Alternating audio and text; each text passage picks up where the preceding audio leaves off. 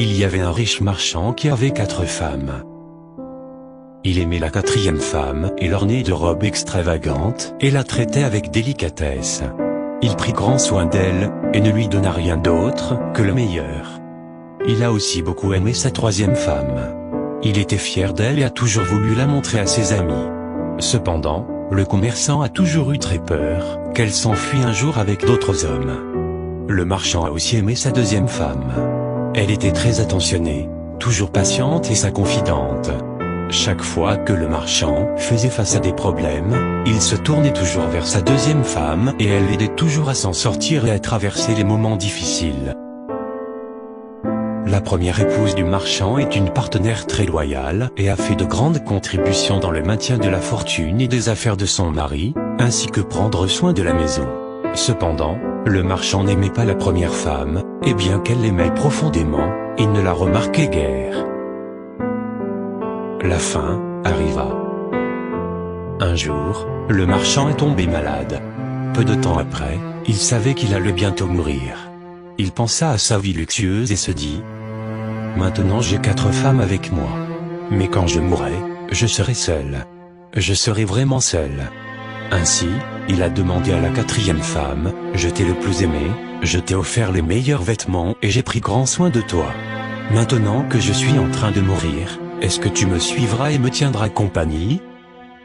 Pas question, répliqua la 4e femme, et elle s'éloigna sans un mot de plus. La réponse était comme un couteau aiguisé dans le cœur du marchand. Le marchand triste a alors demandé à la 3e épouse: je t'ai tellement aimé pendant toute ma vie. Maintenant que je suis en train de mourir, est-ce que tu me suivras et me tiendras compagnie? Non, répondit la 3e femme. La vie est si belle ici. Je vais me remarier quand tu mourras. Le cœur du marchand fondit de tristesse. Il a ensuite demandé à la 2e femme: je me suis toujours tourné vers toi pour obtenir de l'aide et tu m'as toujours aidé. Maintenant, j'ai encore besoin de ton aide. Quand je mourrai, veux-tu me suivre et me tenir compagnie? Je suis désolé, je ne peux pas t'aider cette fois, répliqua la 2e femme. Tout au plus, je ne peux que t'envoyer dans ta tombe. La réponse tomba comme un coup de tonnerre et le marchand fut dévasté. Puis une voix criait: je pars avec toi. Je te suivrai peu importe où tu iras. Le marchand leva les yeux et il y avait sa première femme. Elle était si maigre, presque comme si elle souffrait de malnutrition.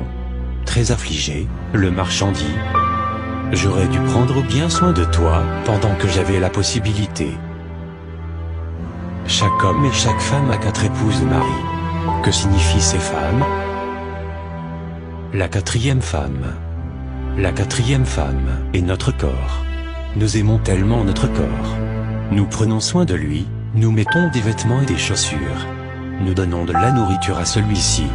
Nous en prenons soin comme la 4e épouse de cette histoire.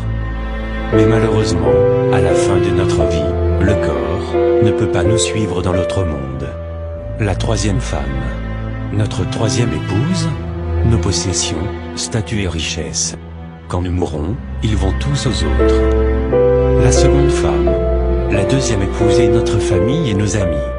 Peu importe à quel point ils étaient là pour nous quand nous sommes en vie, le plus loin qu'ils puissent rester près de nous est jusqu'à notre tombe. La première femme.